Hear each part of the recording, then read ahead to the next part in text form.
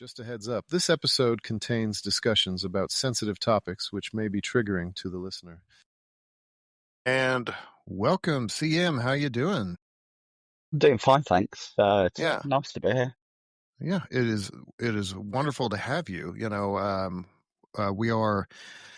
You said you're across the sea from me, and I'm in middle of America, so it's late for me and early for you. Yeah. And yet we were just discussing before the show that we are both drinking caffeine right now because which Yeah. probably works out better for you than it will for me later on. I'll probably Oh, it's regret it, absolutely but much better for me. yeah. So, but that's okay. You just you have your guilty pleasures, and sometimes you have to suffer the consequences of them whenever you're whatever. Yeah. I'm gonna drink it, damn it. So Yeah. Just do it. Do it. yeah. One life. There's you and I have chatted a little bit back and forth, and you were telling me about your story, and I was like, yeah, this is a heavy one, and so I really don't have like a jovial way to get into this, unfortunately.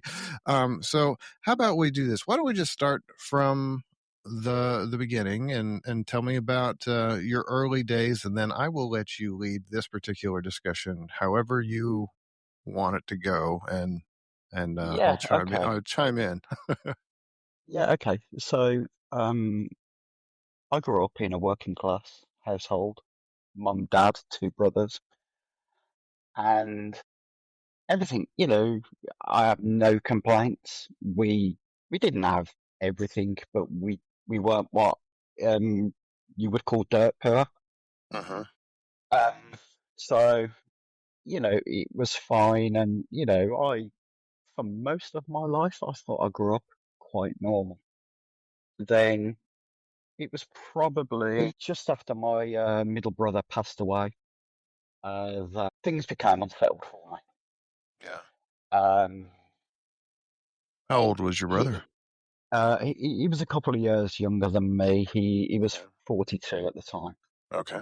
Uh, and he got cancer. Um, that kind of it began with just a mole, sort Uh-huh. of 7 or 8 years previous. That was dealt with. Then it became a more aggressive skin cancer. That was dealt with, and so on until it got to the point where it had gone into his lymph nodes, and Yeah. he passed away. And we had about 2 years of knowing that he was dying. He kept so much quiet for so long because in his wisdom at the time, he thought he was protecting people, but I'm not sure whether, having thought about lots of times, think about it, whether that was true.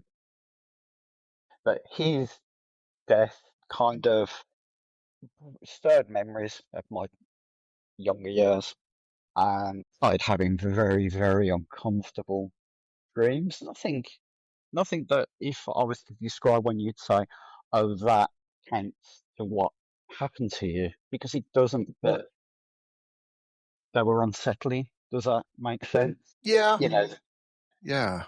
It's yeah, you so you're starting to remember some things that maybe I don't want to use the word repressed or the phrase repressed memories because I think that generally speaking, I think medical science has rejected that as a thing, but not repressed, but more like temporarily forgotten about yeah, because yeah, they you were. kind of bury them. You're right. Yeah. Yeah. Yeah, Well, and yeah. Until they become the undead, right? So. yeah, what I think what happens is that our brains are so good at protecting us that Uh huh. we use uh, self-fabricating lies to bury things. So, we omit things that happen to us, we fabricate other things, and we normalize it, and that normalization over time buries it. I don't think I ever thought about it. And if you don't think about something, doesn't exist. It's kind of like I always relate it to when when little kids pull the blanket over their head so the monster can't get them. If you can't see the Yeah. monster, it can't get you. And it's that kind of thing. Yeah. That's probably the best way I can describe it. And I was just pulling the blanket over my head so I didn't have to face the monster. But Right. it, these dreams started happening, and I started to get uncomfortable with certain things, and I was struggling to decide whether they were dreams or memories. And as they became more intense, you get this sense that you kind of go mad a little bit. Yeah. You know, what's real, what's not, and you don't know.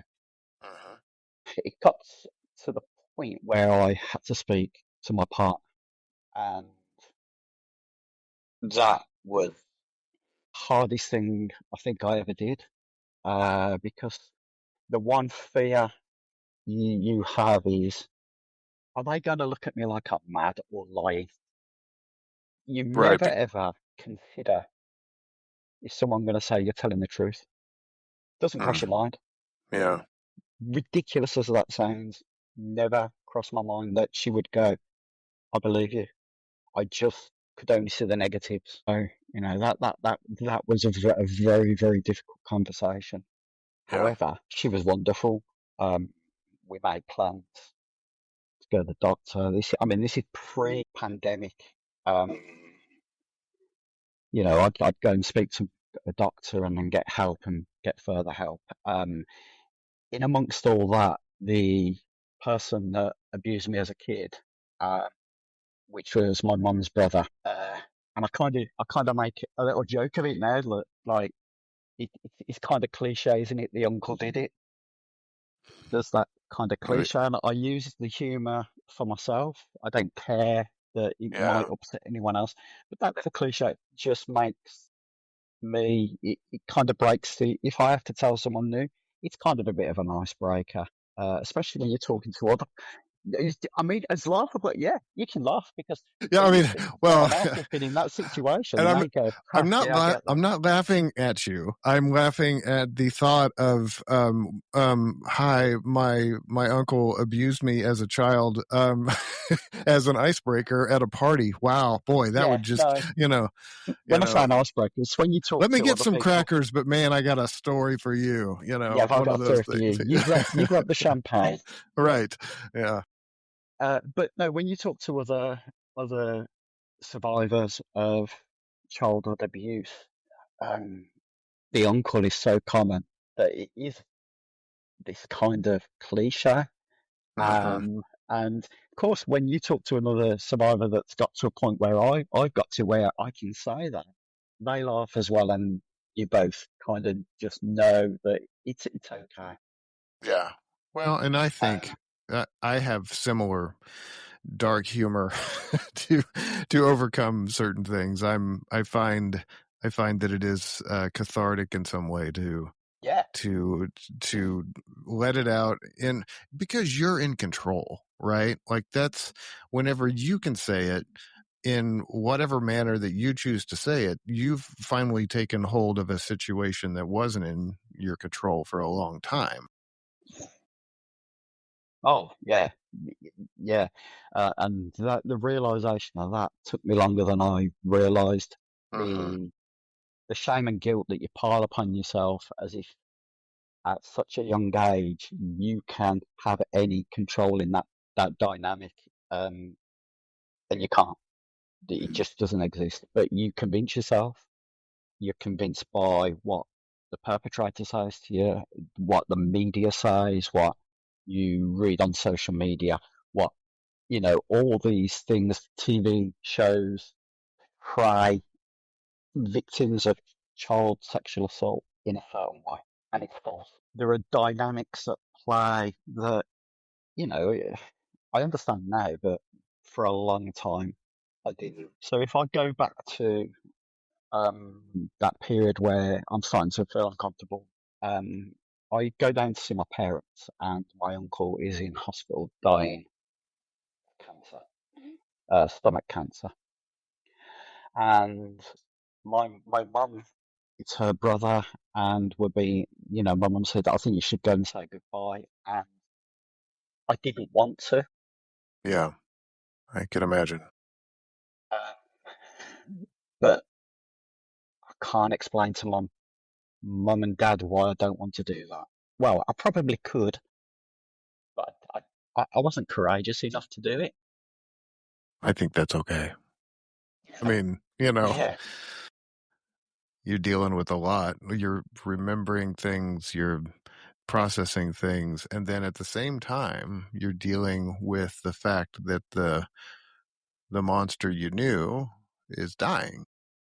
yeah, yeah, And what do you do with that, right? Besides grab a pillow and help it along. But um yeah. hmm, But after, I was at my parents for a few weeks, and eventually, my mum kind of wore me down, and I thought it'll be okay. Just go see, go away, not a problem. And that's pretty much how it went until we were leaving. So he wasn't fully coherent at times. He was on a lot of drugs. He was in a lot of pain. And I got to admit, I remember sitting there, and my dad hates hospitals, and he said, "I'm going for a walk. Do you want anything from the canteen?"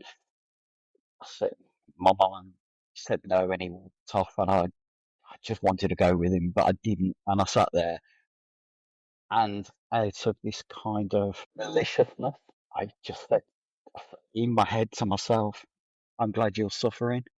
And I kind of wish I hadn't have thought that now, because it's not really who I am. You know, I think the problem I had with it is that although the cancer wasn't the same for my brother, afterwards, that guilt of if I can wish it on one person, why didn't I wish it on another? And it's not a rational thought, right. um, but I just felt bad about it. And I think the caveat to it is that my memories of my uncle aren't all bad. I mean, But that's where they learn, get you, right? yeah, but I learned, yeah, definitely. I learned some stuff about mechanics. He was an avid car repairer. He'd strip them apart, put them back together. Yeah. And, you know, not just me, my cousins, all the kids, we learnt little bits from him from that. I kind of treasure those memories a little bit. I don't have problems with them, but in the same sense, I know everything that happened to me. People say, "Oh, doesn't it taint it?" And I don't know whether it does. I think I don't really have an answer for it. I think it doesn't for me. I can still look at those nice moments and go, "Oh, okay," because we're multifaceted.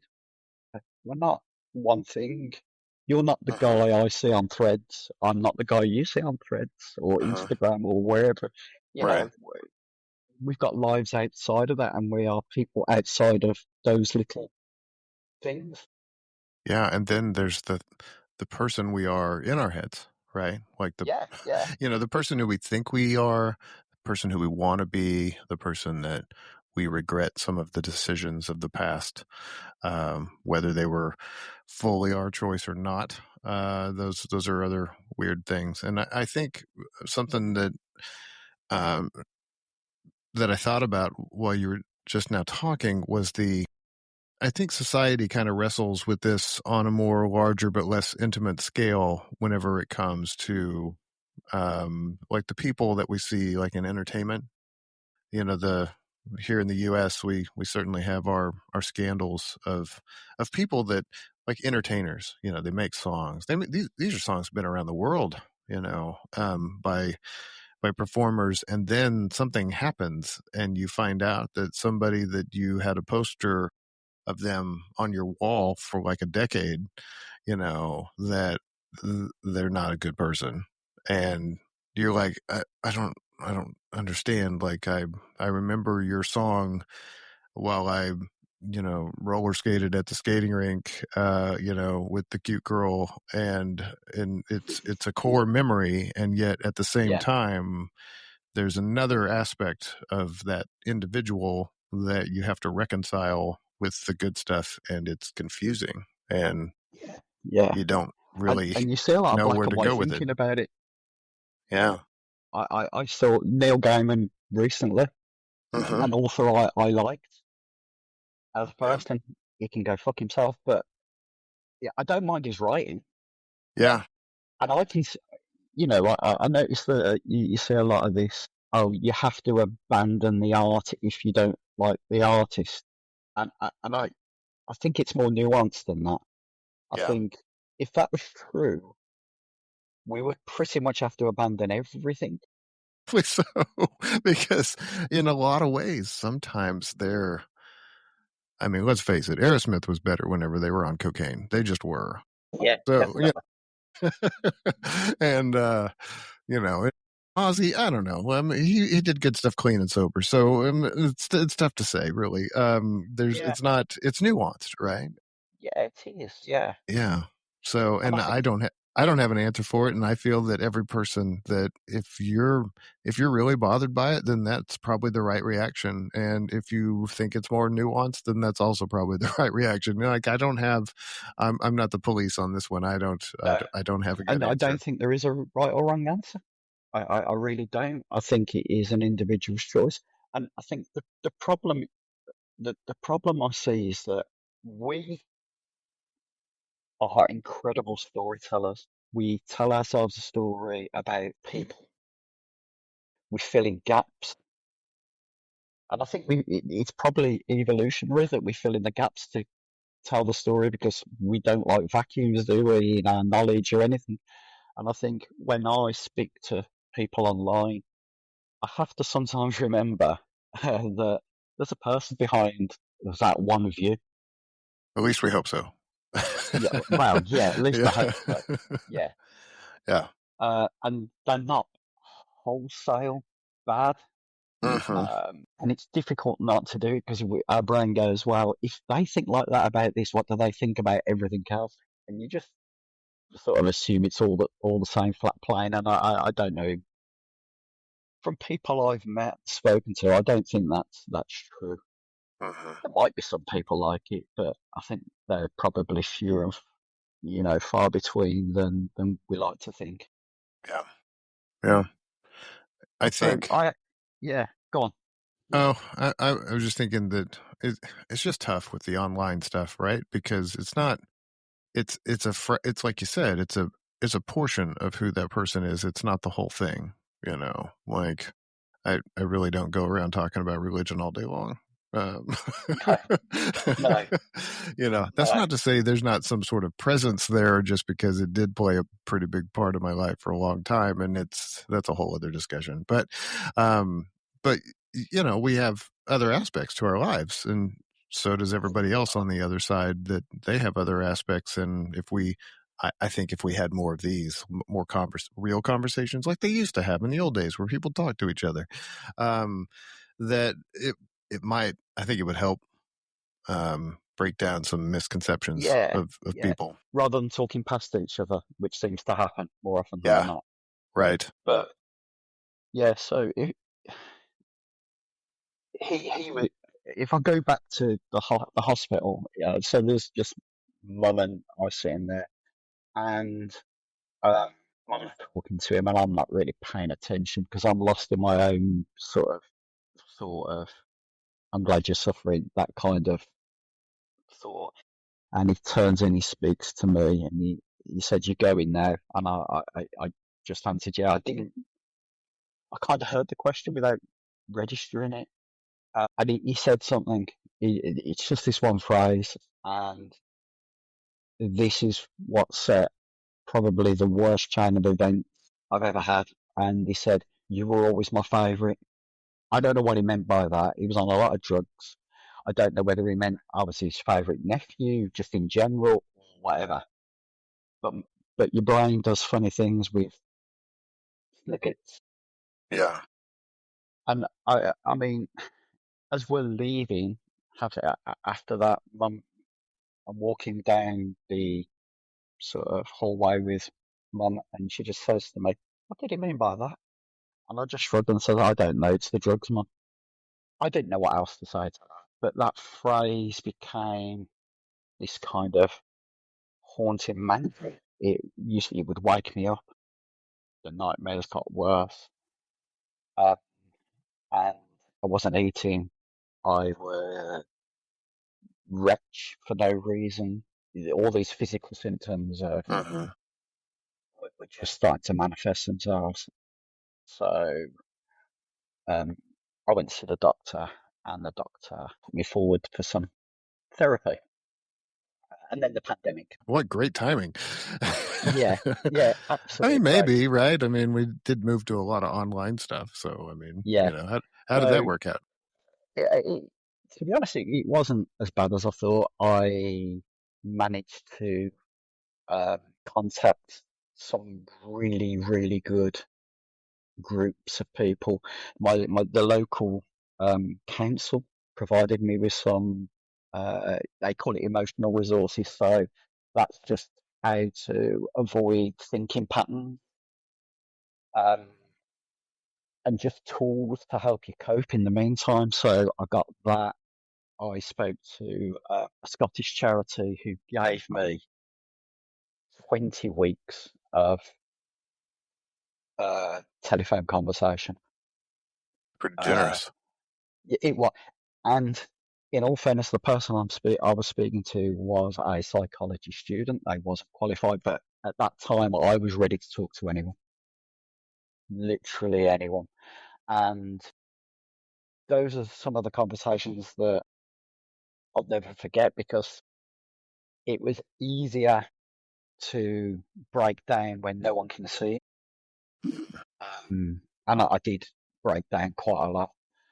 Um, but as those weeks went by with this student, um, they became more comfortable as I became more comfortable. And it's kind of weird because I think people sometimes have the wrong idea of therapy. I don't think every therapy session works for everyone, but I would I agree with think that. it's I think it's down to the therapist. I think it's got to be a relationship that works. Yeah. I do wonder about the And types of therapy too. yeah, There are, yeah, there's one-on-one. Um, you and I were talking earlier about like after my mom died back in 2018, I did some one-on-one therapy, yeah, and it was beneficial for a while, except for the fact that her daughter would text her,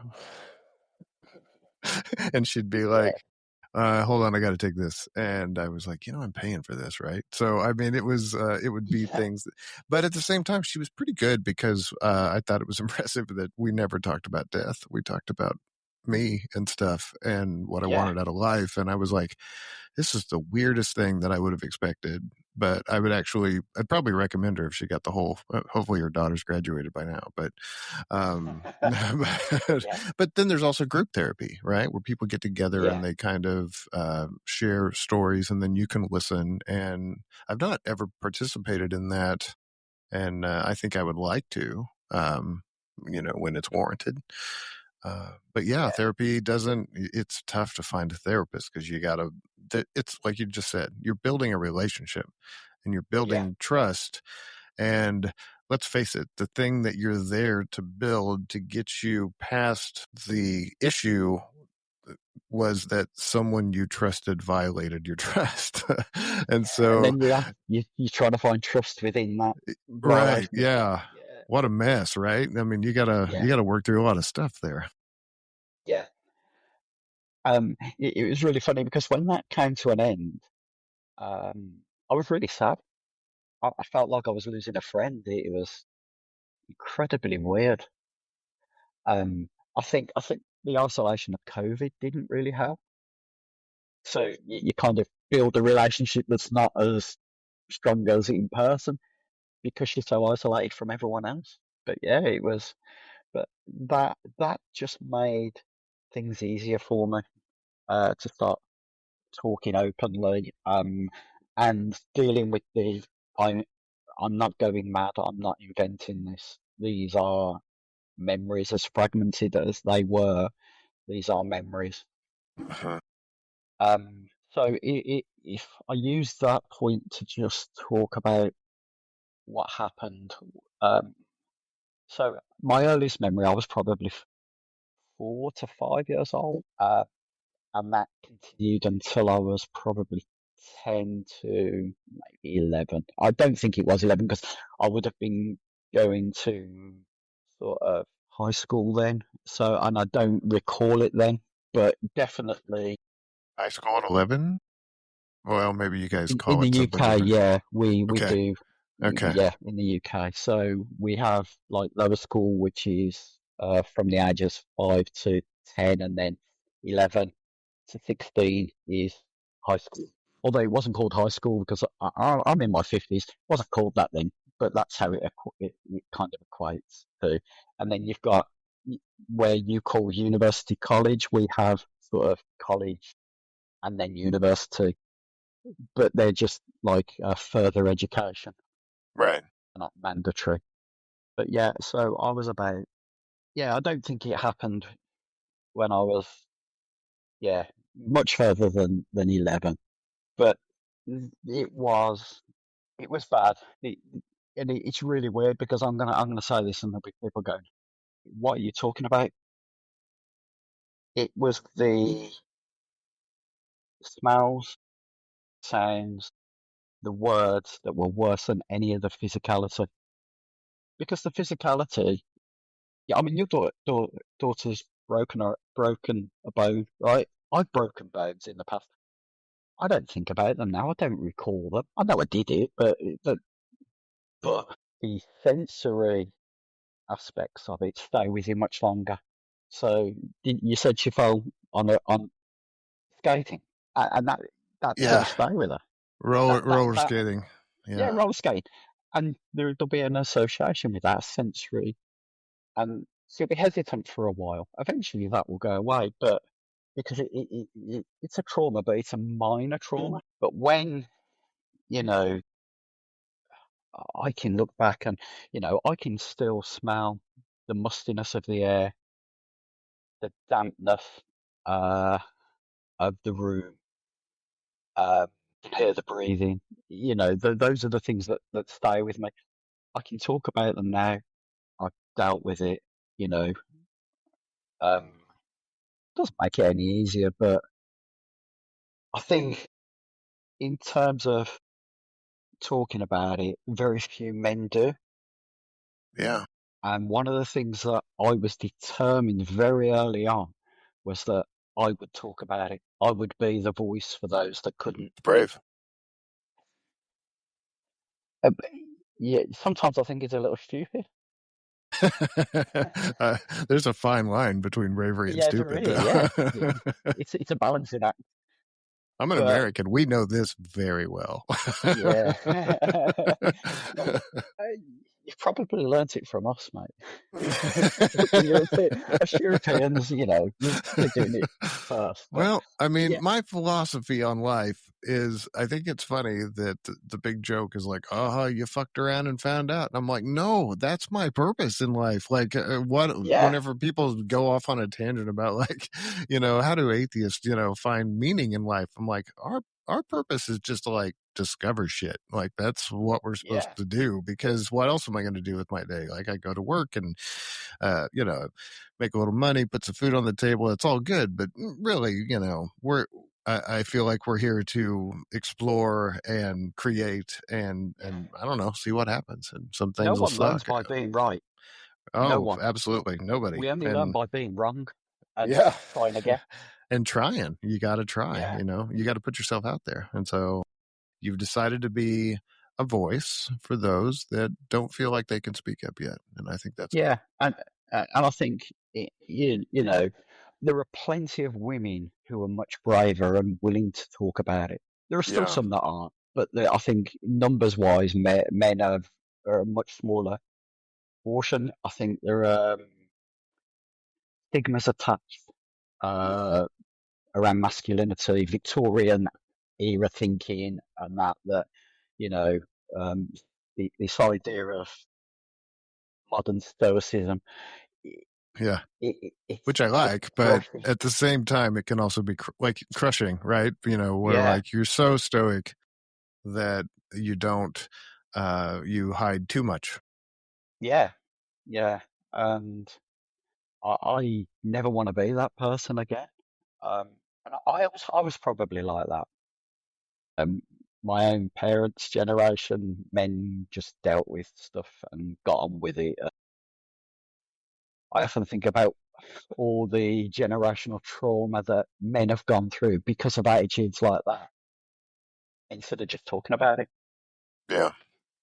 So Well, you see a meme like this on social media every once in a while, like men will do anything except for go to therapy. Uh, and uh, yeah, that's probably true. I mean, yeah, yeah, there I, is probably some truth to it. I don't think it's intentionally avoiding it though. I think that, well, like I was just complaining about how some of my experiences with therapy haven't been that great, and I don't know about you, but I don't rewatch movies I think that suck, and so I don't tend to repeat experiences that I think were awful either, Yeah, you know. yeah, So, um, and there's that. There's this idea that if you did try something and it didn't work, then you're like, well, that I don't think it works, or which is you just haven't found the right person or whatever. We talked about that, but there is also a heavy weight, as you just said, about all of this baggage that comes along with what patriarchal thinking, yeah. but it's been and I ask questions sometimes. I don't even know what masculinity really means whenever I No, I think don't. about it. I don't, No, it no. feels made up to me. Or femininity.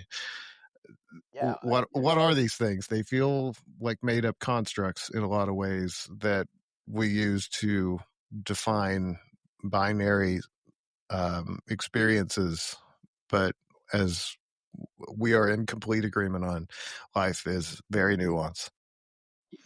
um, I I'm like you. I if somebody asked me to define masculinity, I wouldn't know where to start. I really wouldn't. And the same goes for femininity or anything in between. I think there are a lot of things that I just don't know how to define, and I'm okay Right. with that. I Yeah. don't have to take issue with it. I'm just Yeah. more comfortable by going, I don't know what that means, but it's okay. I don't need to fill in that gap with something that's restrictive. So Yeah, so you had yeah, this period of time where you're being actively sexually abused. Then what? Like, does it just stop? Um, I mean, how does that part end? Wow. and the there's a kind of relief. It's because I think we, when you're that age, you don't know. You know something's wrong, but you don't know why. And the reason I think you know something's wrong is my dad wasn't doing that to me. Yeah. My other uncles or friends' dads, or and none of my friends were talking about it, mind you, nor was I. So, and it just stopped. I mean, as it turns out, that he'd moved on to someone else in the family. Um, I'm not the only one. And the worst bit about it is that there's a kind of no knowledge, family knowledge, that there were rumours for a long time, probably before I was even born, that people had said things. It, I mean, it was only after I came out to the family and said it happened to me, that my mum's sister, my aunt, said, because it was after my parents had passed away, my aunt said there was always rumours. She says, but the last thing you want to think is that someone's doing that in your family. And Yeah. she feels terrible about it all. But the question then comes is that if there were rumours, why would anyone leave a child alone? Yeah. And I think there are various answers. Uh, some of the things, I mean, it was different times. This was the sort of 70s, early 80s, where, uh, as we know, um, I mean, the Epstein files prove it's just not talked about. It's not treated. no one takes it seriously. Oh, a kid. No, of course it didn't happen. Why would kids lie? Adults don't lie. And there is that kind of stigma from that period of time. And people don't want to face what's uncomfortable. So even if it's a rumor, people choose not to. It's easier to go, oh no, I'd rather not. Right.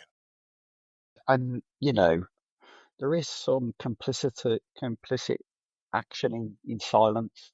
You are if you don't just listen to someone and go, that could have happened. Just being skeptical about it. That could have happened. What can you tell me that I know it happened? And it does. We're not looking. We're not. There are so many factors to take into account of why my extended family did nothing Yeah. to protect any of the kids that happen to. Now, I am happy to say that in my family, at least three of us, and there were other kids in the family that said no, it didn't. And I'm one of the I in out of my sort of cousins and that, I'm one of the younger ones. I'm towards the bottom end. I can't believe that I'm the oldest known victim or survivor, if you want to, however you want to word it, that there weren't others before me in the family. I Yeah. just I find it hard to believe, but people, as you started off, it's their story. And if they're not comfortable with it, they're not comfortable with it. Right. But yeah, so yeah, I did this. I did that first therapy. Then COVID ended, and I came across my very first experience where religion is used to sort of not a very good end towards people who suffer trauma. So I was my doctor rearranged all the therapy, and I went into group therapy. Okay. The rules of the group therapy were you couldn't share details. You could say what had happened to you, but you couldn't share details. And I did a few weeks of it, and it was great. And you're meeting people who are suffering different kinds of trauma, and some who uh, suffering the same as you are. And it'd last for about 2 hours, and there'd be a break in between, 10-15 minute break where you could have a coffee or people would go out and smoke or whatever it was they were doing. The one day I'm stood outside um, with a guy called Caleb, and he he's he was a mental health practitioner. I think he was psychiatric nursing, if I remember right. But we were just talking about how he recognises um, patients who are going to just suddenly be violent, and we were talking about because I've got an interest in behaviour, so we were just chatting about that. Another person came up and sort of stood there listening. Caleb just said to me, how's the dreams going? Is it starting to ease and that? And this person, unwarranted, just said, you know, God only challenges those that are strongest. And you must have heard that phrase growing up. You were a Southern Baptist, yeah, Yes, I was. The phrase was more aligned with God never gives you more than you can handle. yeah. So it's Yeah. it's a similar phrase. I'm not an angry, violent person, but in that moment, if Caleb hadn't have stood between us, I might not be having this conversation with you now, except I maybe from understand a that. prison cell. Sure. Um, I've I wasn't calling myself an atheist then either. I was a non-believer. I mean, my dad Right. was a ex-Catholic who stopped believing as a child because he couldn't get answers to questions. He was always punished for it. He went to a school run by nuns, and he was punished for asking what I would call a reasonable question. And so he stopped believing in it. My mum was what you would call a soft believer. She didn't go to church or anything, but she believed in God. And I know there was contention when we were younger whether we'd be baptized or christened, as it's called in Church of England. My dad just put his foot down and said no. He said, if my children want religion, they'll choose it as adults. That was his view. And, I'm forever grateful for that. So I was always a non-believer, although, you know, there were times I probably had a very soft belief, kind of, kind of like the same sort of belief that I had in Santa or the Tooth Fairy as a kid. You grow out of it, and I did. Uh, there were times I'd look up to the sky when I was a teenager and go, "Why?" And it's that kind of belief. So it was never a Yeah. fixed one. But when someone imposes that kind of thing, that you know, the reason I got abused as a kid is because God's testing how strong I am, or I'm strong enough to cope with it, raises questions. Mm. Uh, Yeah. but Like one question could be like, really? Couldn't have figured something else out, to make me stronger, maybe a weight set, something, yeah, you know, um, uh, maybe yeah, a coach that I could trust. I don't know anything other than what I had to endure to get here. I didn't give, and I'd never given much thought to it up until then. I wasn't actively looking for arguments with uh, faith, debunking stuff, and I wasn't into all that. But it got me thinking, and I just remember I came home. My partner's atheist, um, doesn't talk about it, doesn't care. Uh-huh. Yeah. The attitude is it's just a lot of nonsense, and I don't want nothing to do with it. Unlike me, that occasionally, like you do, indulges online with people. Um, It's a hobby. and yeah, it's a hobby. Yeah, I didn't say it was a keep good one. It's a hobby. keeps me off the street corners. Right, exactly. Yeah. Um, and I sat there and the thought was, if if we're all created and we're all known, because I knew what the denomination of this person was, and they were Catholic, so they believe in this all powerful being. If that's true, you wouldn't need to test me, you'd know. Yeah. Yeah, Yeah. and You should know. you should know. And that kind of started it did kind of start my more outwardly atheist journey, but I'd still got a lot of things going on, so it got kind of pushed to the side. That was the first time I ever came across it. That person did get removed from the group because Caleb, who I wish we were allowed to keep contact with each other, he was a really nice guy, and he reported it. He reported it as abuse of my trauma against me. I don't see how you could look at it as any other way. No, no, I mean, you know, um, I don't know how much you follow U.S. bullshit, but maybe you heard about the floods in Texas. yeah, yeah, yeah. I Okay. do. I do what. Yeah, to be honest, up until the administration that's in now got back in and with Project 2025, Yeah. kind of did follow US politics quite closely. I found it fascinating and interesting, but Yeah. now I just find it utterly depressing. Yeah, it's a circus every day. Every day's a it's another Dante could write a book about that. um, yeah, there was a lot of discussion because the flooding happened at well, I mean, in many places, but the church camp that was impacted, and there were kids that died, Yeah, in the flooding, adults too, of course, but everybody always, I mean, they're just kids, and they're just. I've been to church camp. I know what it was like, and it wasn't ever anything bad. I never had anything bad happen to me other than it might have been hot.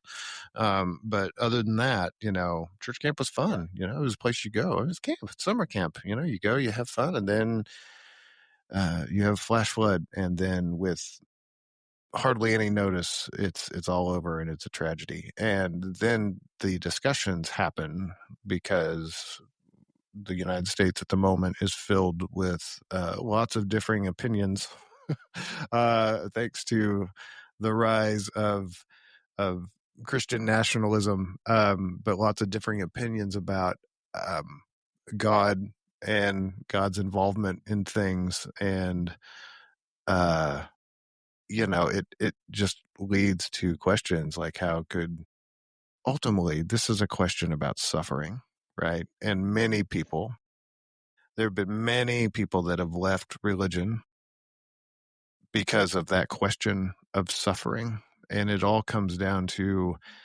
if it's an if then, right? So if this God loves us so much that he sent his son, and I'm only coming from Christianity because honestly, that's what I know the best. Yeah.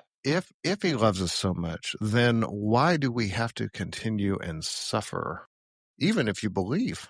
You know, um, many people have left over the question of suffering, and Yeah. you know that why did those kids have to die? Why did you have to be abused? Why did my father, who served the church pretty faithfully, honestly, why did he have to suffer from dementia for the last 2.5 years of his life, Alzheimer's? Yeah. Um, Which, yeah, you know, is I'm really sorry because it's awful, isn't it? it is. Yeah, I wouldn't wish it You on lose the anyone. person twice. Oh, yeah. Yeah.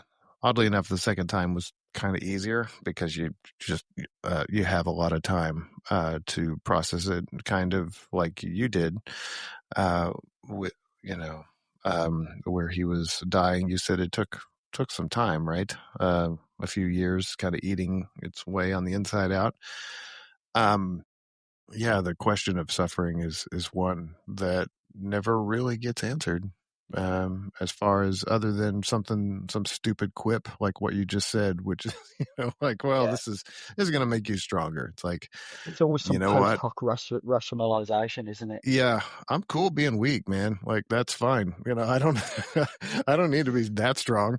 So, No, I mean, for no, what? To rent Netflix? I don't need to be that strong. That's this is not a thing that I need to endure. But uh yeah, so yeah, you're so it's post pandemic, you're going to yeah, group therapy. yeah. And then how long did you or do you still go? So after group therapy, I got one-on-one therapy Okay. uh, with the local psychology team, and a wonderful woman who I use her first name, Kathleen, um, and I probably spent a year to a year and a half with Kathleen. So I mean, I've had a lot of therapy in one form or another, and I spent uh, this time just talking about, and it wasn't just what happened to me as a kid. It's probably the single best thing I've ever done for myself therapy. There were things going on internally within me that I didn't even think about, that I dealt with. Uh, Is there and some of one it's thing that related. yeah, is there a thing that you're willing to share that was a another thing that got kind of pulled out during those times? Yeah. The way I treated partners in relationships. Okay. I wasn't abusive or in what we consider, Didn't hit it's anybody. not mental, but Yeah. I would just shut myself off. Oh, okay. Yeah. I just built a wall of, uh, you don't need to know me as well as I need to know you. So it was kind of more, I was treating relationships as a one-way street. You have to be emotionally available, but I don't. I have a lot of regret about that. Uh, I should give full disclosure that I am not in any way, shape, or form a therapist. However, no, well, the one thing that I find interesting about that is that it sounds to me like again kind of goes back to grasping for control, and I wonder, I mean, did you ever bring that up or talk about that? Is there aspects of you trying to control something that maybe ties Yeah, back to times where you certainly. didn't have? Yeah, definitely. I think I was I was desperate to control every aspect. Um, Mhm.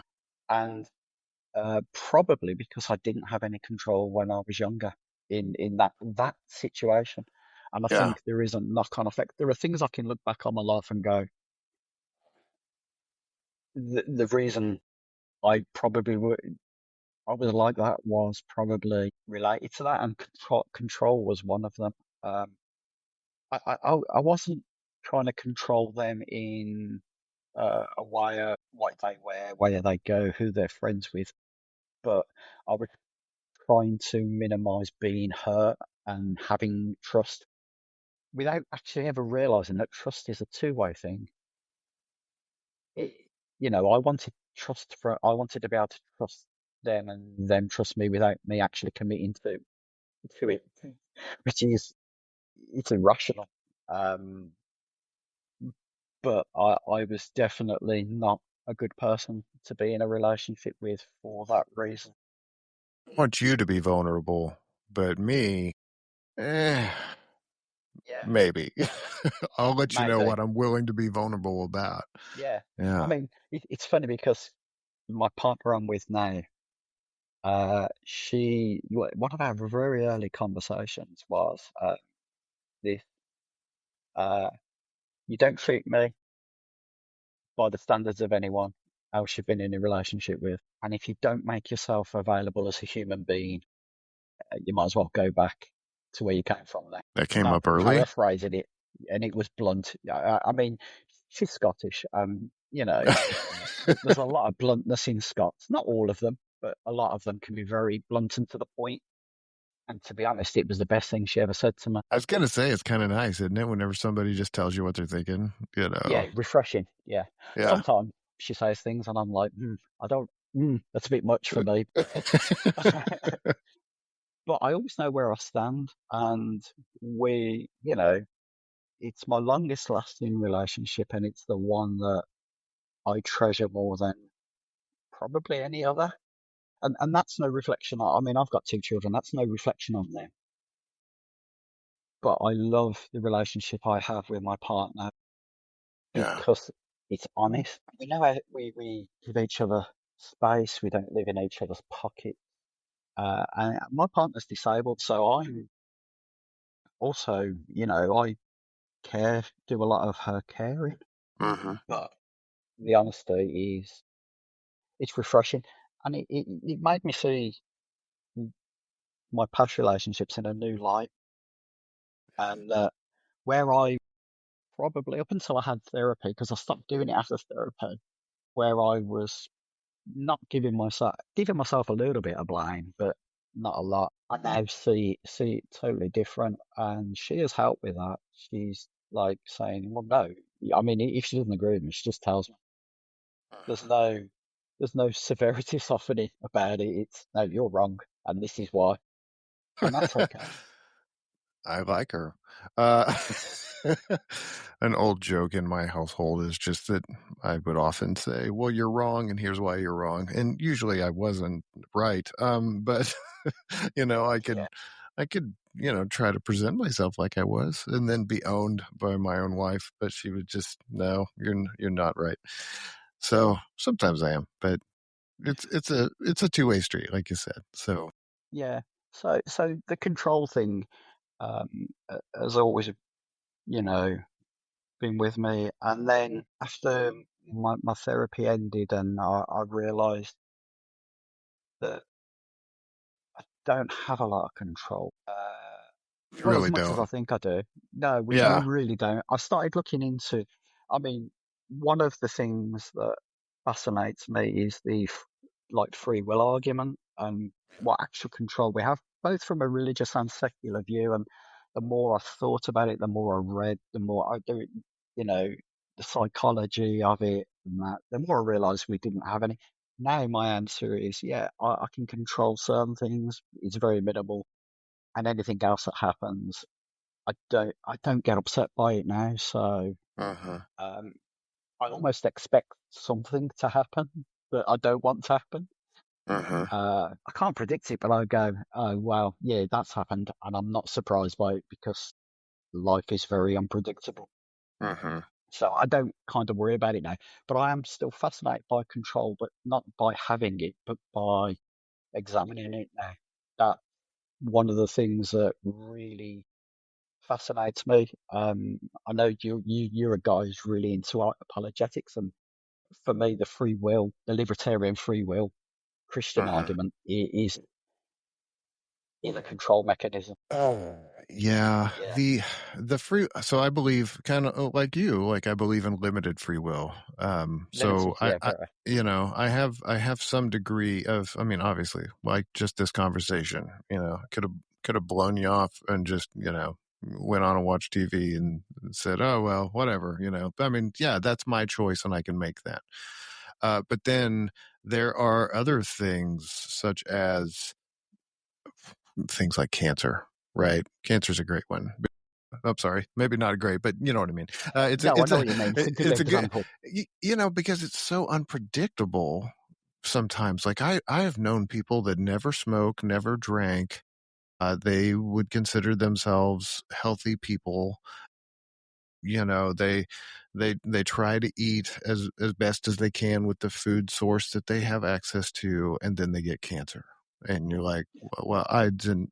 Actually, my coworker, I mean, his sister is dealing with some cancer right now and she's never smoked and she got lung cancer, and it's like that doesn't make any sense. Well, what else? Certainly. What could have caused that? Well, there's lots of external factors that we deal with Yeah. all the time. I mean, air pollution, quality of water, quality of food, sunlight. Do we get enough of that? You know, Even little things that we maybe don't have a full grasp on, like Yeah. social. Our social circles, like, are we getting enough communication with FaceTime with other people? There's so many aspects of it that I don't have any control over, or I can try, but I'm kind of limited. Um, Yeah, I mean, if I hung up now, that's out of your control. it is. Yeah. I can Yeah, try calling you back, but if you don't pick up, yeah. then, But it's kind of that when you realise what little control you have. I think I treasure the control I do have a little bit more. yeah. And, the choices that I can make, I'm a bit more careful with and not so free with it. Hmm.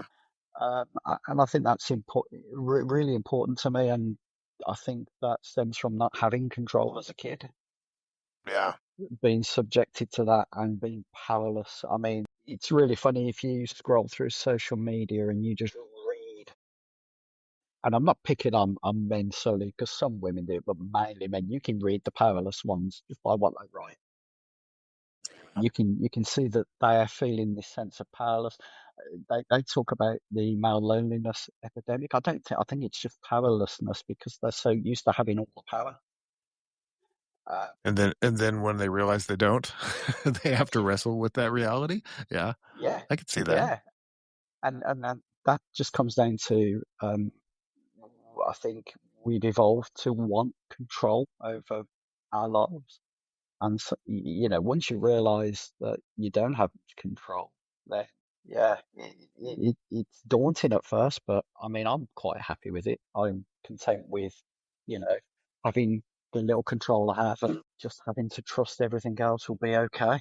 And if it's not, dealing with it when it comes. What is that old prayer that was probably honestly, it was probably on like a ceramic piece of art in somebody's bathroom, but I think it's called the Serenity Prayer.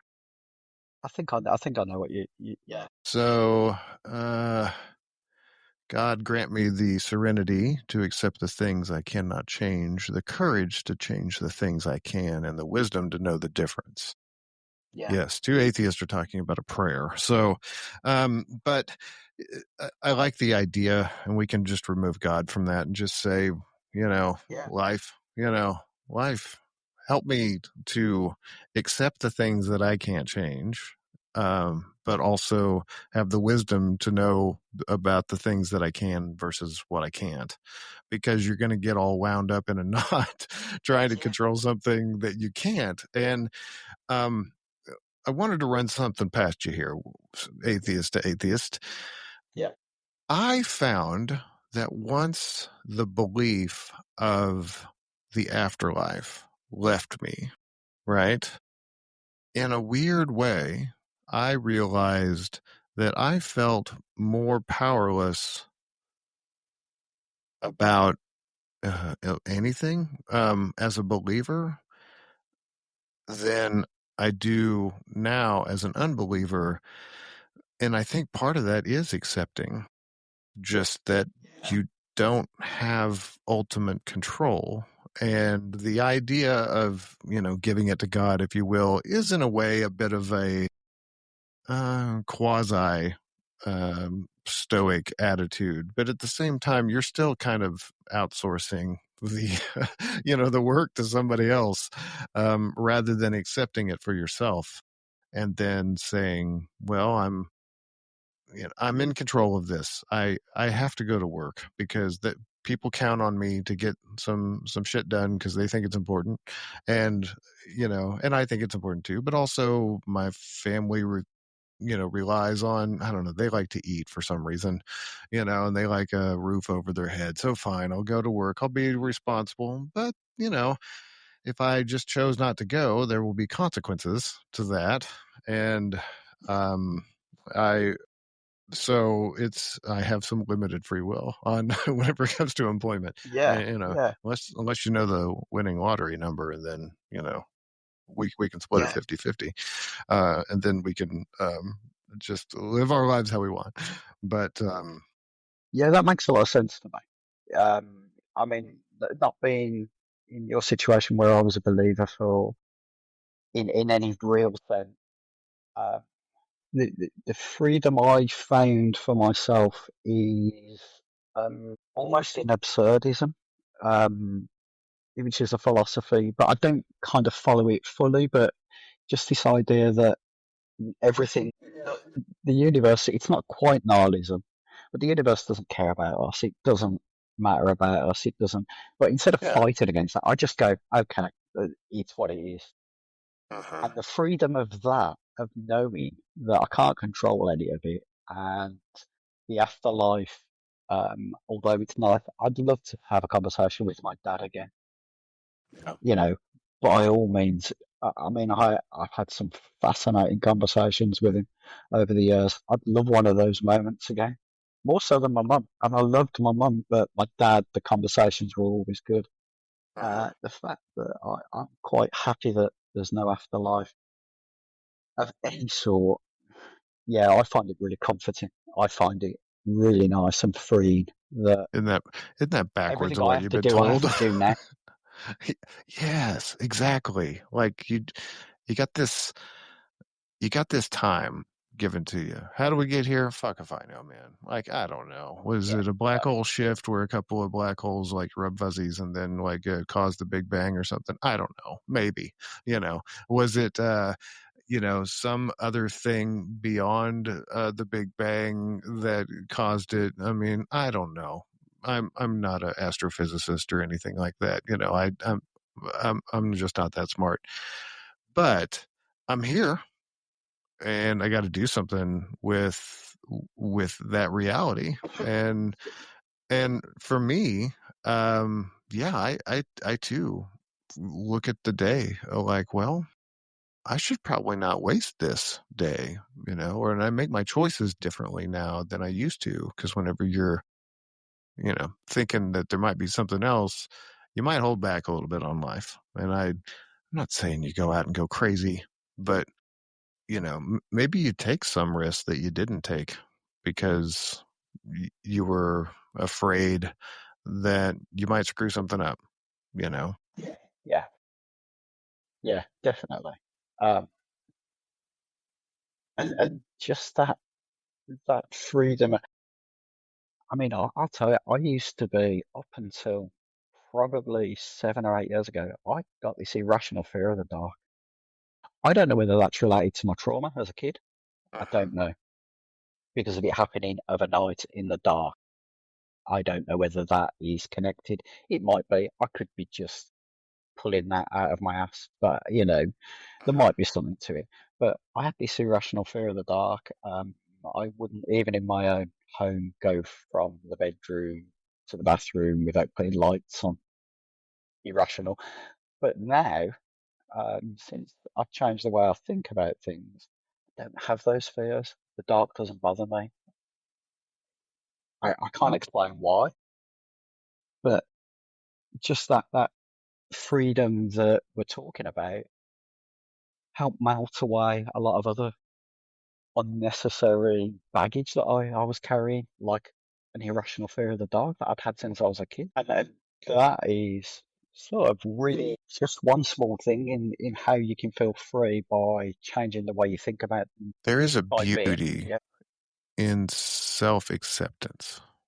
Like, Mm. well, hold on. That sounded bad. That sounds like I'm accepting myself. What I mean by that is there's a beauty whenever you, the individual, the self, can get to a point where you do accept certain things that you it's in the past. Like, Yeah. I there have been things in my life that I held on to for so long, and when my wife hears this, she'll know exactly what I'm talking about. Sorry, honey. But but I held on to some things, and instead of going, you know what, it's in the past. I can't do anything about that now. The only thing I can do is take care of today, moving forward, and and because all it really did was eat me alive. And I didn't even realize it until I began to just accept some things. And then after that, it became a lot more freeing because I don't have to worry about that anymore because I'm just choosing not to. Because again, I can't do anything about it. So why am I trying to pretend like I can continue to beat a truly dead horse? You know? Yeah. You replay those moments over and over again, trying to Mm-hmm. react them out in a way that suits. I don't know whether you know, I write a Substack, and I wrote about this not long ago, the way people perform. One of the people was from Threads where I wrote how they were just rewriting their own memories Mm-hmm. to suit because after I'd had the conversation with them, I went to their page via another account. I got a stealth account that I use because when I'm blocked, I like to see what's said about me afterwards. Oh yeah, we Not all not we because I all think, we yeah, all have it's not extra because I go accounts. back at them. It's not because I go back at them. I just wonder what I'm interested in people's thought process. And he carried on that conversation without me for 2 days. He was rewriting the whole narrative in his own head and online. And I Yeah. wrote about it. It's so weird, but I think we all do it to some degree. We all perform for the ourselves as an audience as well as other people, and I find it endlessly fascinating that people do it. But I did it about my trauma. I replayed it. I tried to justify it, and I think that's where when we started, we were talking about why we bury things. Um, the we kind of lie to ourselves. I mean, there are various kinds of lies. Uh, and not all of them are bad. I mean, we all know. I mean, you must have come across it as well. The would you lie to the Nazis about Helen Keller? Not Helen Mm-hmm. Keller. Yeah. Thinking, Um, protecting Jewish people. In the, of course you would. Any decent human being would. But there are lies that we tell ourselves all the time, and there are some really basic ones. There's the lies of omission, where we don't say something. Then there's the lies we make a commission of, so they're just total almost fabrications. Um, and then there is fabrication, but fabrication also, I could borrow parts of your life. I could say, oh yeah, like Gene. I'm going to steal some of Gene's life. So, yeah, I go to rock concerts. I spend money on rock concerts because that's what I enjoy. I could use that as part of my own life, which is still a lie. Yeah. Well, you certainly Then know there's a, me. yeah, then there's exaggeration. Well, I, we've had conversations about you going to Yeah. concerts over the year or so I've known you. Yeah, about that. Yeah. Yeah, and then there's like exaggeration and minimization, fisherman's tales, etc. Then there's the denial, where you just, yeah, which you watch in current world politics at the moment. There's this flat denial of reality. There's white lies, and then there's influence lies where we try to, which is also like propaganda and that. None of them are on their own specifically isolated. What we tend to do is we blend them.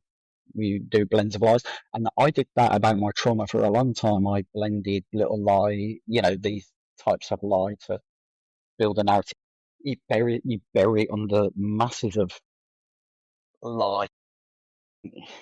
I think the word lie has such a negative connotation, but I was doing it for a positive. Not it, in the end, it doesn't work out a good thing, but at the time, it's survival. I got a resource for you. I think you're going to love this. So there's a website called futureme.org. Have you heard of this? No, I haven't. Okay. Let And me I don't write know how that web down. domains work in the you know, Yeah. elsewhere. Oh, So I don't know if you have to like throw a string of letters on the end of it. Futureme.org. See, I don't know see if you can pull it up, but you can write a letter to yourself. And it's very little. I think it's like $10 a year or something like that. I just wanted to support it. But you go in and you can write a letter to yourself and then you can set a date, deliver in 6 months, a year, 3 years, 5 years, 10 years, or you and just see pick where a you are. certain date. Yeah. And so, but what's really cool is that at the top it says read public letters, right? And so you can go in and you can read what other people have written there's a little checkbox, right, that you can say make this public, so whenever it eventually gets promoted, you know um and this is fascinating. This is a letter from June 5th, 2020. Dear future me, you've never been a weak woman. You're beautiful, unique, gorgeous, smart, kind-hearted. Never give up just because someone has tried putting you down or talked horrible about you. You're special for who you really are. Love yourself because there is only one like you. That's yourself. No one can truly be you. You will find a boyfriend and eventually amazing husband, and you will have kids, but what you wish for never happens overnight. Patience is needed in the world, even when others don't do the same. God loves you, He made you, and He will always be the one to stick by your side no matter what. Love your 18-year-old self. This was sent on June 4th, 2020, and then delivered June 5th this year. How fascinating, because this person got to write a completely anonymous letter to themselves when they were fucking 18. Yeah, you know, yeah, yeah, I I was shit for brains when I was 18. I yeah. didn't Me know too, mate. Yeah, anything about the world, and now it's 5 years later. We've gone through a global pandemic and we came out on the other side a little, jaded. not so great, and I do wonder, like, there's no way to contact this person. We don't know, but how fascinating that this person took a little bit of time to just be really honest with themselves and then send a letter out into the world and to themselves that got delivered last month, you know.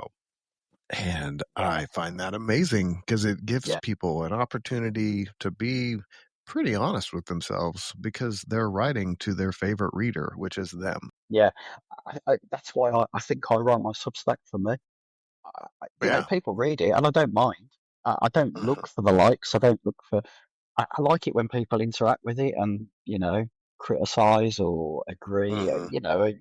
Discuss it. But I think I write it for me I've more than anyone else. I turned Um, off, like Instagram will allow you to, for Instagram and Threads, to turn off like the like count, yeah, as a way of, kind of controlling the dopamine rush that you might get from that, and I've turned that off. I don't know how many people like a certain post. Like you might see somebody talk about a ratio, like, oh, that's been ratioed, so the number of likes to the number of comments, right? I never know what that is for me because I don't want to know, because I'm just like, I'm trying to be authentic here, and whatever happens happens, and I'm probably going to make some mistakes, and people are going to be mad at me, and some people are going to love me, and other people just, it's just another thing that scrolls by. um but yeah, I'm trying not to feed off of that. I want to just create, and then Yeah. let's see where the chips fall. Okay, so we talked a little bit about your therapy, group therapy, the individual therapy, lots of therapy. Yeah. So you should be good on the therapy. I don't know. I don't know if you get a max number of credits. How many therapies does it take to get to feeling like yourself? But you tell me, what does that look like after? I, I think what happens is you become your own therapist in a way.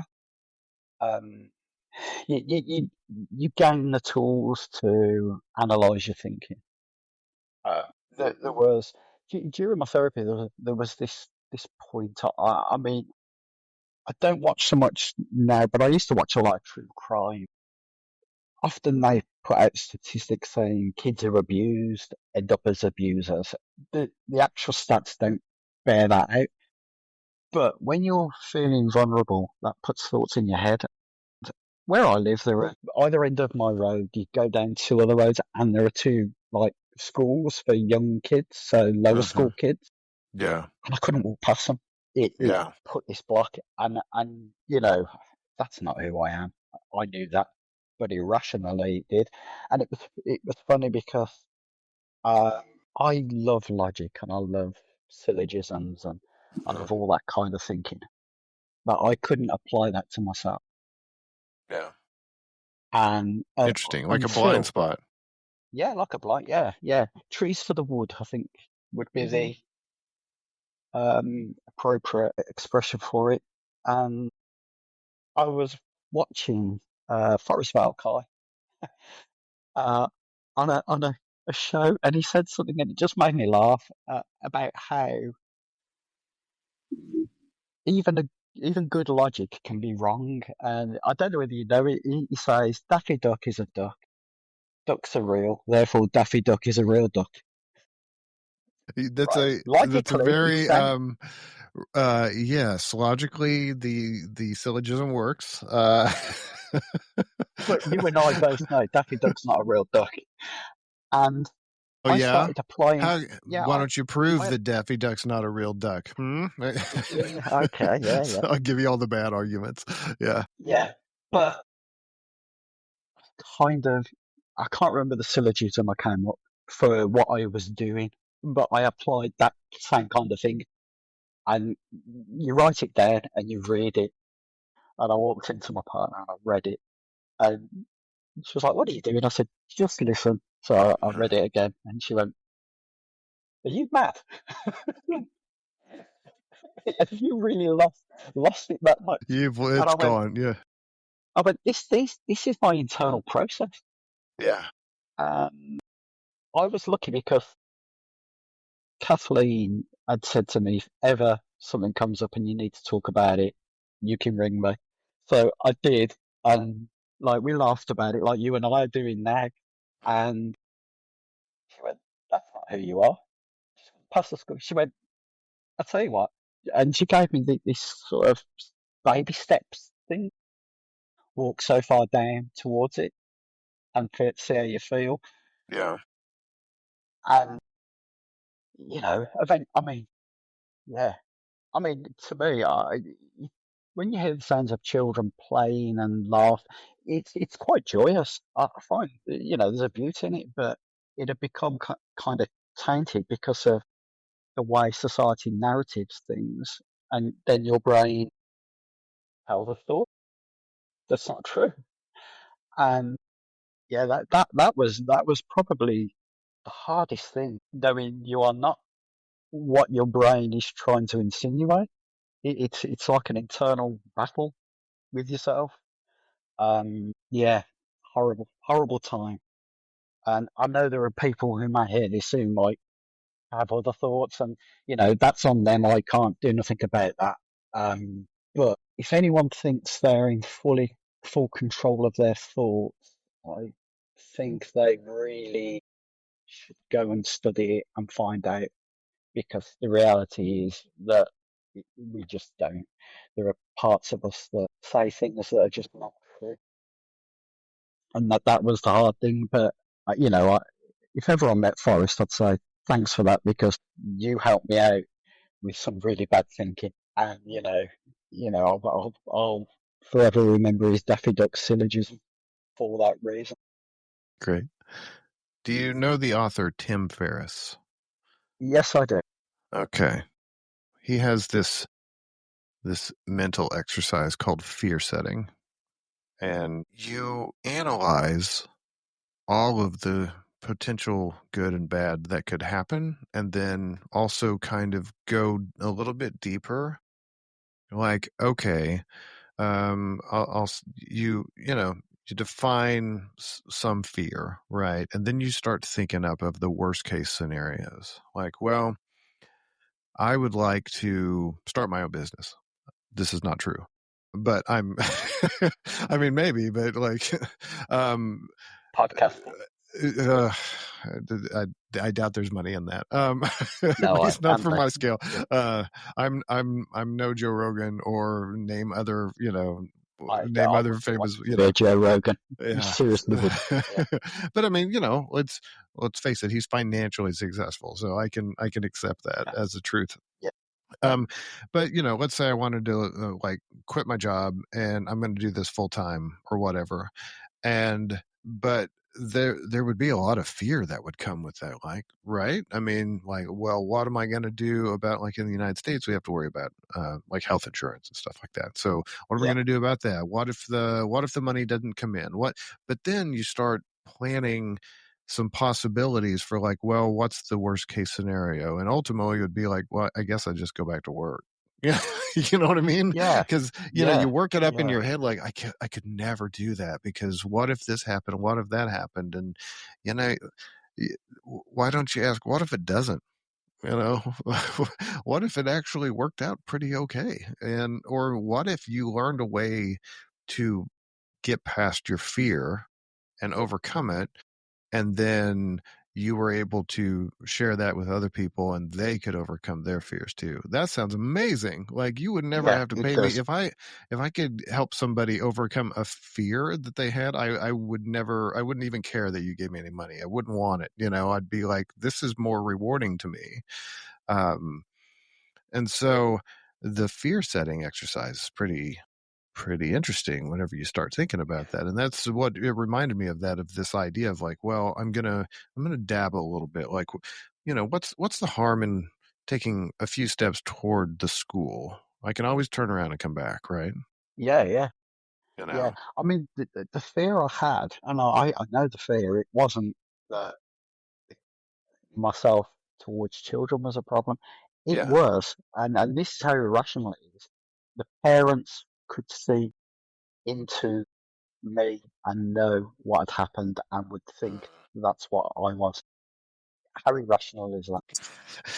But we all think that, right? We all Yeah, think that yeah, we think that we're on stage and everybody's looking at us and there's a spotlight right on us. yeah. And for the most It's part, everybody's yeah. got their own thing.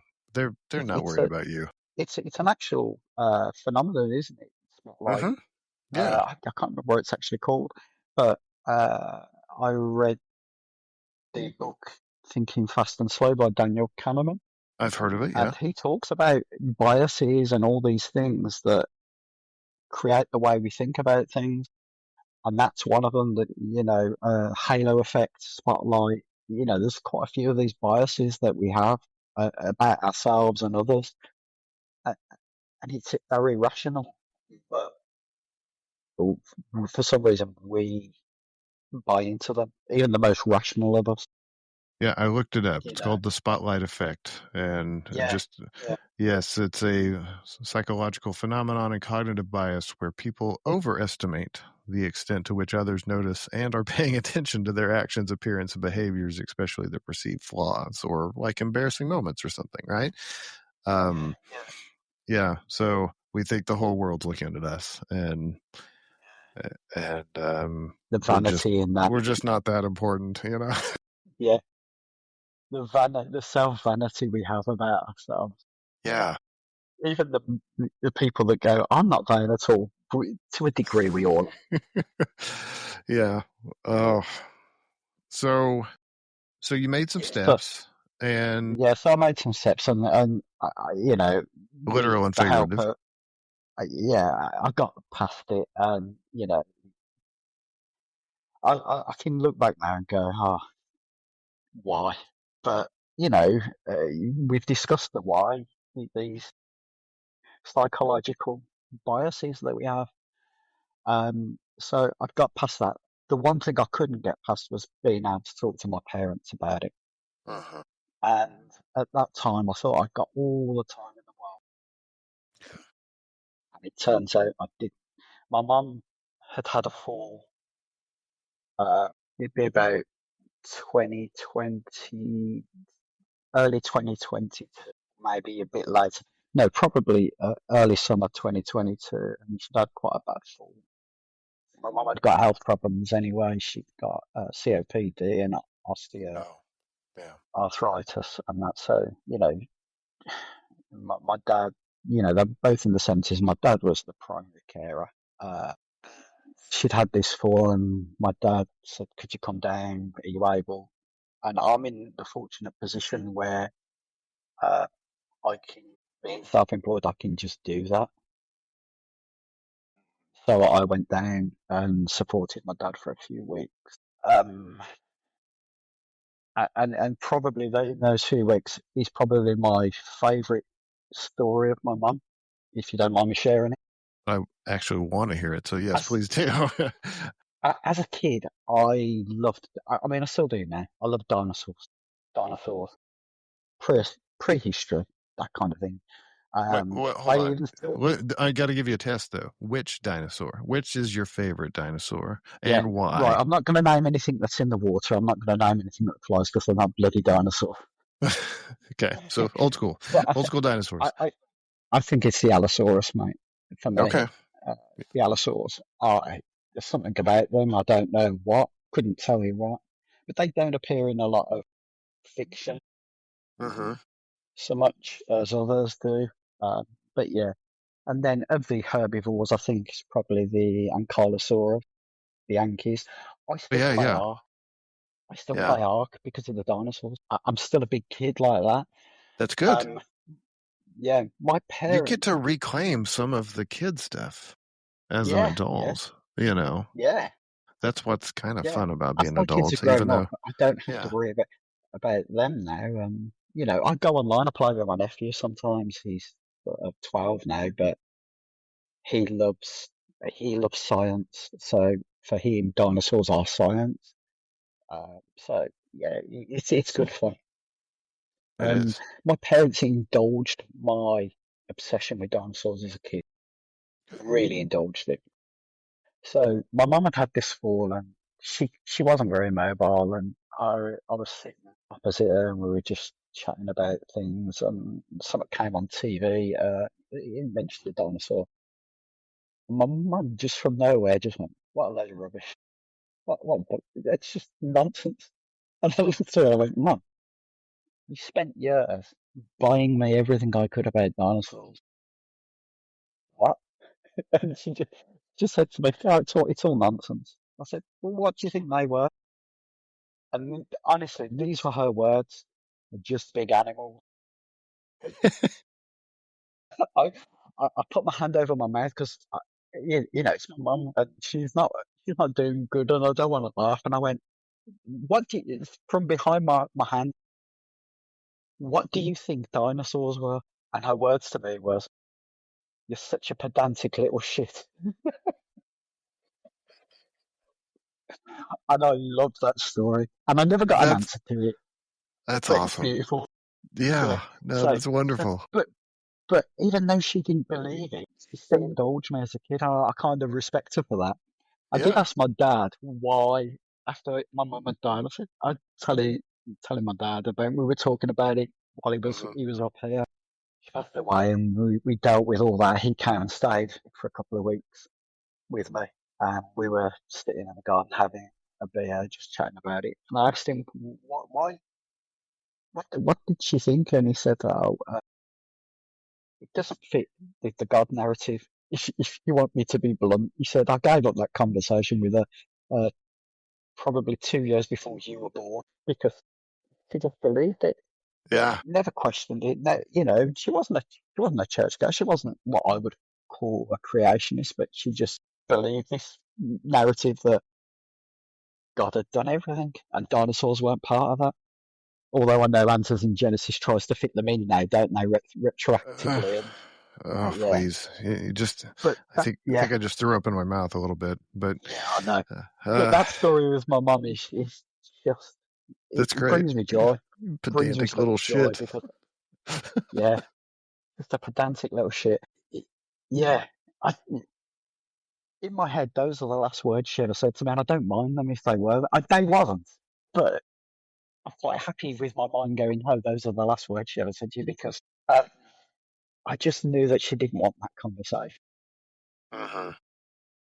She didn't want to have to face that conversation. She didn't want that conversation with me because by then, you know, my parents knew that how skeptical I was, and my dad's a lot to do with that. You know, as he got older, he stopped being so skeptical about stuff. Um, Hmm. I'd have to say, look, a Facebook meme isn't the truth occasionally. Hmm. Because we have uh, like like like you do in the States, we have a lot of the immigration Yeah. narrative going on, and the one they tend to use here is we don't support our vets, but we pay for boat people. That's the general one, and the amount of times that myself and my partner have had to sit down and explain that that's not truth. It's a narrative. The Hmm. two things are not even related. Uh, Try and break it down into simple components for them. And my dad used to be able to do that, but as he got older, less and less he did that. But yeah, Yeah. And sometimes, the thought would be, well, I mean, I've heard several things like, oh, well, as you get older, you'll become more conservative. And I'm like, listen, I was pretty conservative when I was younger. I mean, to the point that I, I lived with these guys before I got married, and one of them was a pretty tried and true, left leaning person, very, very yeah, liberal Democrat in the United States. And, yeah, and he put up this sign because he was involved with like I think it was called Young Democrats. I think it was just like a student, yeah, yeah. There was a Young Democrats. Yeah, yeah, Young Democrats, just a student led body, get together and talk about that kind of stuff. And I would take the sign and steal it. I would take it down and hide it in the house. And it was part yeah, fun and part me being kind of serious that I'm like, this is wrong or whatever, but mostly fun. um and then over time, like, eventually he ran for a Democratic office in the state that he lived in, and I helped with his campaign. So, like, I yeah, changed over time, and I've become more liberal because I just don't want people. I think people should be given the freedom to make their own choices, yeah, yeah. basically, is all that really I'm comes like down you. to.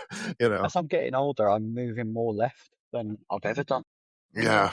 And um I've never been on the right. I mean, obviously politics, the political spectrum in the UK is slightly different. Well, it's Yeah. not so much now, but it is slightly different to the US. But I'm and since moving to Scotland, my politics have really moved left, which I know for a lot of people in the States who say the left are bad. I don't think they know how far left I am. I think it'd frighten them. But um, yeah, but I think my dad started to lean right as he got older. Yeah. And I wonder if some of that just comes with age and your mind changes a little bit. And I don't think it necessarily means that you as a person have changed that much, but maybe just some things that you're seeing you can't relate to anymore. And so you don't kind of know what to do with that. And then you end up falling into some camp, whatever it is, Yeah, left, right, yeah, something, yeah. agnostic, Centre, more wherever. Yeah, Christian, you're just searching, and yeah, that's the problem with the mind, right? Like our body starts falling apart. And then yeah. uh, I was watching an interview with Ozzy, and this was, I think, from 3 years ago, maybe.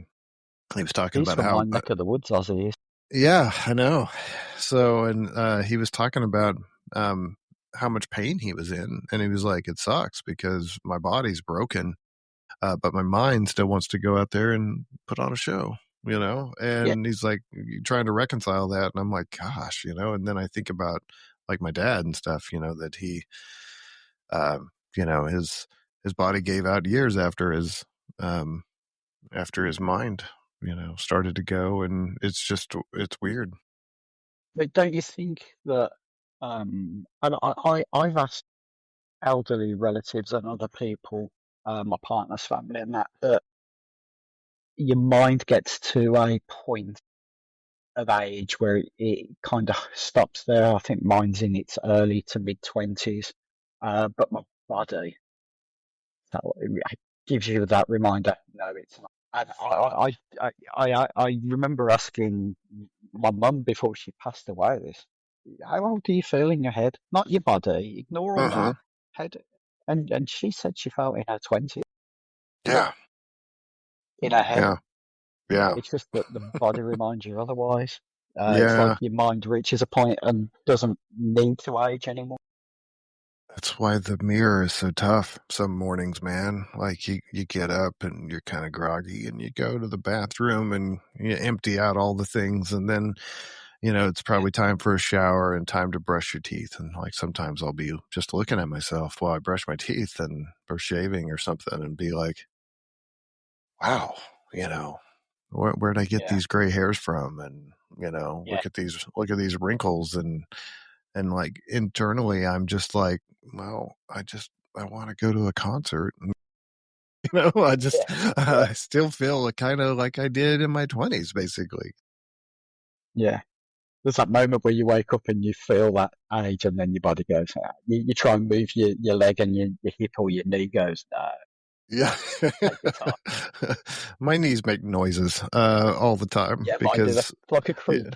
yeah, yeah. Yeah, I have an orthopedic surgeon that, because I had to have a meniscus repair in 2020, and whenever because yeah, I broke it. Just I tore it doing house repair stuff, and he was like, "Oh yeah, you're definitely going to be a candidate for early knee replacement surgery."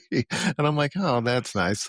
Yeah, that's great." So I get up and things pop, and like even somebody today at work was like, "Wow, that was a loud pop," and I'm like, "Yeah, it's fine. It didn't hurt or anything. It's just makes noises." But I yeah, was talking to my youngest about exactly what you're saying. That I said, think about your high school biology. You learn about birth, puberty, up to having your own children, and then the cycle starts again. No one talks about the aches and pains of age. It's never yeah, mentioned. yeah. Only, Never only, mentioned. only the older people, they talk amongst themselves. Yeah, Yeah. Uh, yeah. It's kind of weird. The, but yeah, the grey in my bit. Well, I say grey. It's more white now. Yeah. yeah. My niece, who's 5, is convinced that I'm going to be Santa when I'm older. I've just got to eat more. Well, you can always do what I do and stuff a pillow underneath. I have a Santa costume, so that was my Oh, grandpa's. do you? Ah, yeah, So, and one year I said, "Well, I'm going to go to the basement, take a nap in my office," and they're like, "Okay," And then I go in the basement, and then I have a walkout basement, so we're kind of like built into a hill in a way to where the back of the basement, I can go out of it. You just And walk out, yeah. so here I am walking up the hill to go knock on the front door with a package of, a bag of gifts over my shoulder and this stupid red suit. And I shoved a pillow underneath it because I lost a bunch of weight. I went on like a 2-year health journey, and and everybody knew, the kids all knew, but they played along, and that's all that matters. So we had a lot of fun Yeah, with it. no, So, yeah, yeah. well, I did the same as you though. I did a weight loss journey. And yeah, I just kept thinking, yeah, it's hard, but it's worth it's it. hard. It is worth it, Yeah. though. Yeah, I just wish So it was if I get easier. back to my dad was here, and then my dad Yeah, went home, and then a week later, my dad passed away unexpectedly. yeah, The official thing was he died of a heart attack. My dad had angina, hmm, and some minor heart concerns, but it was unexpected. My dad not being bothered. He'd left instructions after my mum died that he didn't want a funeral or something. But my brother and I, we discussed it and we said, okay, we'll hold a wake so people can just celebrate him. Um, which we did, and that's where two things happened. One was the second where religion gets brought into my life again, with the strong enough nonsense. And the other thing was that um, a cousin of mine during the wake decided to pose the question, not discreetly either. He didn't come and ask myself or my brother, but posted it like a rumor. Did my dad commit suicide? Which was awful. Um, I dealt with that very sharply and very shortly, and they went home. yeah, I just thought it was, yeah, I mean, so disrespectful. Um, I'm not the kind of person that believes in that you shouldn't speak ill of the dead. You know, I don't believe that it should be a thing. But when you're at someone's farewell, yeah, you know, just have a bit of decorum. But I the family had, I'd come out to the family about my abuse, and they always thought that he only abused girls, and I'm the boy, I'm the anomaly at this point. I'm the one putting my hand up and saying no, and it sparked a lot of conversation. Um, the, the, there were two tragic moments in that. That is that my eldest cousin decided to sit and speak to me, which I didn't have a problem with. And just say he was sorry it happened, and that, and which was all well and good. But his youngest sister had gone through it, and he's never ever said those words to her. He's never comforted her, but he put his arm around me and said how sorry he was and that. And I felt she's looking right across, knowing what the conversation is. And I felt awful for her. It broke me. yeah. Not on the day, but I can feel the emotion about it now a little bit. But the look on her face is to say, "Am I that worthless?" So there was that. That was pretty horrific to sit through and sort of get dragged into. And the other time was the one I mean, a lot of my cousins are much older than I am, and they've got children. And one of the children, she came up to me and did I know what you've been through. I know you just lost your mum and dad, but God will take care of them, and He's proved how strong you are. Yeah. Yeah. So, Thanks. and I'm not even from a religious family, particularly. Hmm. She apparently goes to church. I didn't know because we speak about it less here, I think, naturally. Yeah.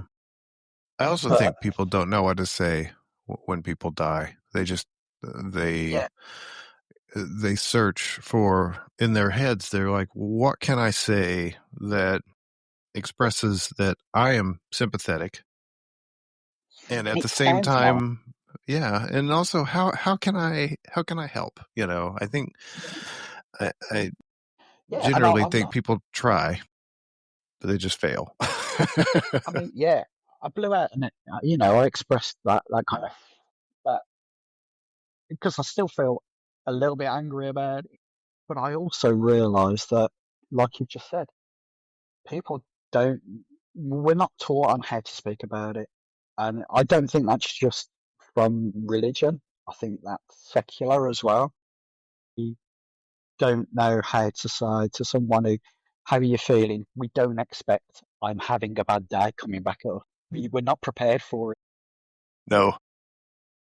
And I think that applies, and that was really difficult because out of my two parents dying, my mum, I'd been prepared for it at some point because of her illnesses and that, but my dad was a shock, and that uh, that was the one person that I didn't expect to get as upset and as broken by it as I did. Um, Growing up, my dad and I clashed. I think we were too alike. We both questioned things. we were, he taught me to play chess, and once I started beating him, he didn't like it, and when he would beat me, I didn't like it. So I think we're very similar, and we Yeah. would clash about things. And um, but as as we got as I got older, especially into my sort of mid 30s and onwards, we became friends more than father and son, which was really Hmm. nice. We had really good open conversations. So when my dad And then someone, you know, you're hearing that on the day where the guy that feels a bit like your anchor Yeah. has suddenly sunk to the bottom, the rope's been cut, and people say, you know, "Oh, did your dad commit suicide?" And then someone else then introduces the God thing. And the funny thing about the God thing, by that point, everyone knows I'm almost, at that point, I probably was militant atheist. I was aggressive about it, very aggressive. I'm not now. I think you go through, even as a sort of person who didn't grow up with belief in the same way, I think all of us, and probably more so for believers, go through that angry stage of, I feel deceived, I feel fooled.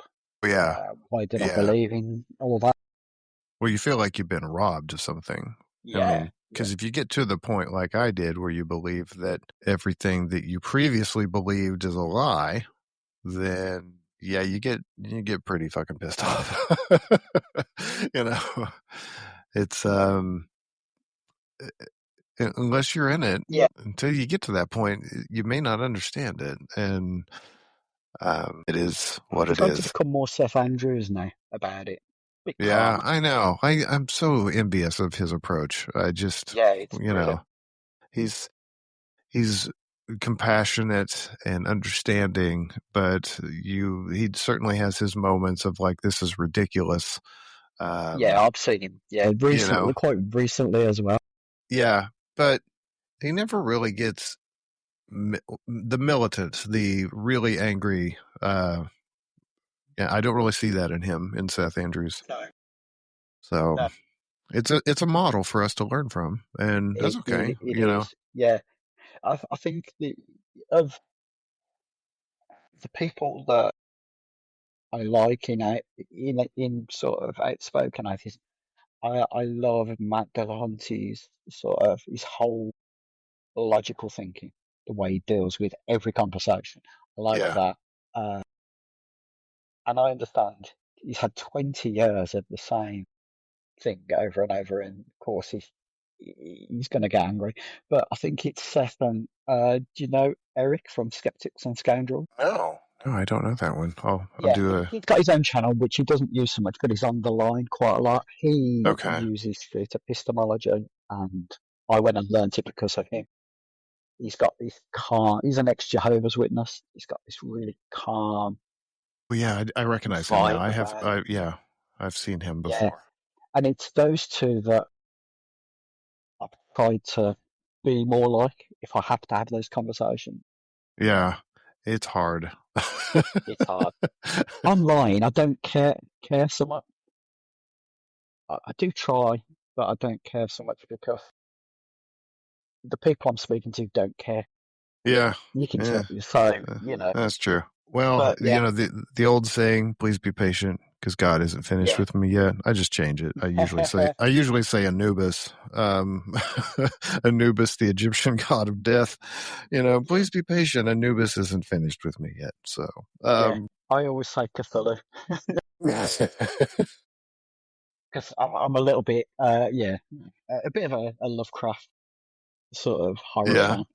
yeah, But yeah, but yeah. yeah, I mean, the way really, those religious expressions that people think are comforting, like they're with God now and that. I This is assume if you're in it, it sounds comforting, yeah. but for me, yeah, it, it's a It's little very bit simple. offensive, but I'll just give yeah, everybody a heads up. Here's what you say when somebody dies, okay, or has somebody in their life that passes away. It's very simple. I am so sorry for your loss. That's it. yeah, That's yeah. all you got to say. Leave it You've at that. expressed you've expressed sympathy, and the other person will do with that what they need to do. That's it. Yeah.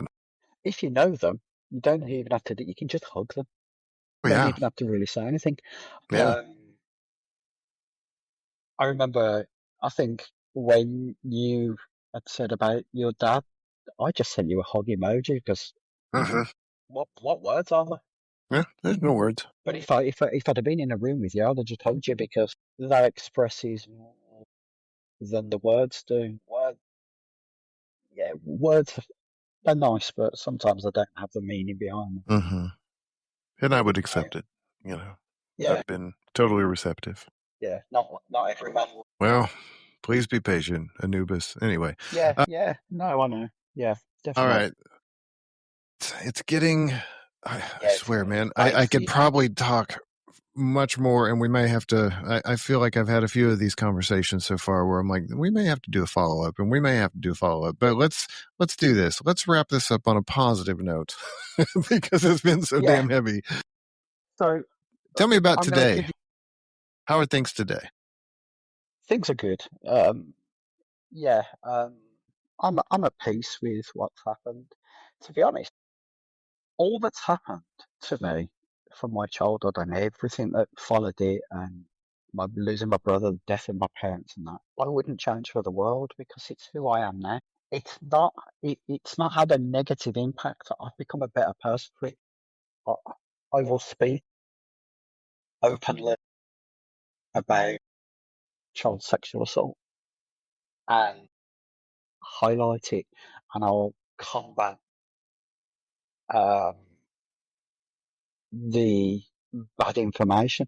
I mean, I outed myself on Threads about 6 months ago doing just that. I hadn't talked about it, and somebody said it makes you a superhuman because you can detect them, and I just went at it. So, all what's happened to me, the positive is that I've learned from it.